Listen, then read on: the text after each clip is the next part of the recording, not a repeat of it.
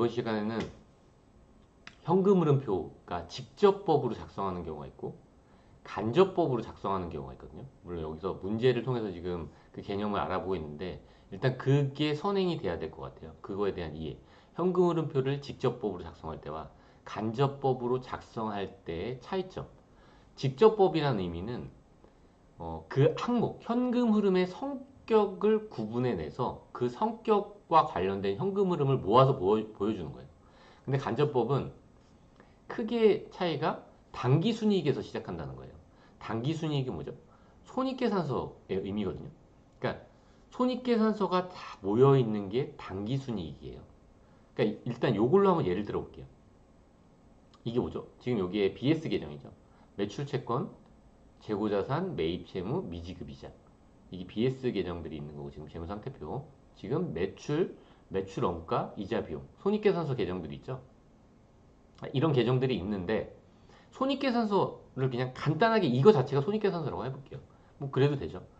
물론 이제 좀 비약이긴 하지만 어쨌든 78,000원, 63,000원, 만원이 있대요. 지금 63,000원 빼면 얼마죠? 15,000원에서 만원을 빼면 당기순이익이 5,000원이 되겠죠. 여기에 맞나요? 5,000원이 될 거예요.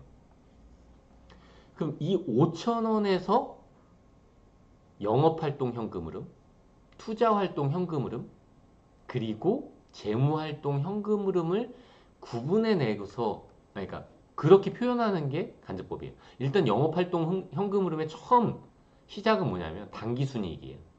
만약에 이 예를 따지면 당기순이익 여기서의 5,000원이 당기순이익인 거예요. 그 5,000원에서 시작하는 거예요. 그 중에서 현금 유출이 뭐 예를 들면 현금 유출이 없는 비용 등을 가산하고 현금 유출이 없는 수익 등을 차감하는 거예요. 예를 들어 볼게요. 현금 유입이 없는 수익 등의 차감. 이거 자체가 일단 그 의미는 아니에요. 이자 비용이라는 의미 자체가 현금 유출이 없는 거를 가정하고 있지는 않거든요. 그래서 일반적으로 뭐 미지급이자랑 조정되기도 하는데, 그러니까 지금 IFRS에서는 이제 영업활동 현금 흐름 안에 이자 비용의 순현금 유출액을 뭐 직접 표시하긴 하죠. 근데 그걸 제외하더라도 일단 간접법이란 건 당기순이익에서 시작한다는 거예요, 결국. 이런 그냥 매출이란 이 활동 자체가 딱 보면 그냥 현금 흐름이잖아요. 현금 흐름과 일치하는 거거든요. 일치한다고 보고 시작하는 거죠. 근데 혹시라도 이 안에 그게 있을 수도 있어요. 매출채권 처분 손실. 이렇게. 그렇게 처분 손실이라는 의미는 현금 유출입과 관련된 문제는 아니거든요.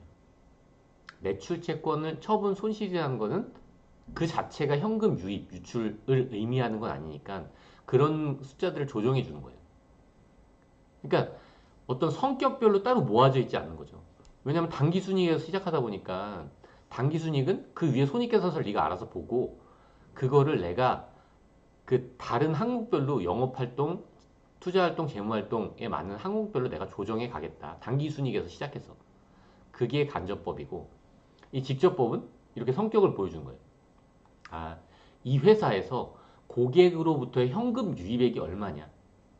근데 이거를 만약 간접법에 따른 현금을 표해서 산다면 그건 좀 어렵거든요. 이 숫자를. 왜냐면 내가 쫓아가 봐야 되고 손익계산서를 같이 봐야 되지만 이렇게 보면 뭔가 직관적으로 보여주는 거잖아요. 공급자에 대한 현금 유출액은 얼마냐. 그러니까 성격을 구분해낸 거예요. 현금이 들어오고 나가는 거에 대한 성격별로 구분해내서 그렇게 따로 그 자체만으로 보여주는 거를 직접법이라고 하고 당기순이익에서 출발해서 그걸 조정해서 영업, 투자, 재무활동으로 보여주는 게 현금흐름표 간접법이라고 생각하시면 됩니다. 이게 큰 분류의 차이예요. 직접법, 어쨌든 직접법은 고객으로부터 이런 재무제표가 있어요. 직접법은 하나씩 모으는 거예요, 이렇게. 하나씩. 관련된 걸. 고객으로부터의 현금 유입액과 관련된 계정과 손익계산서를 모아서 그거와 관련된 현금 흐름이 어땠는지를 보여준다고 보면 되는 거죠.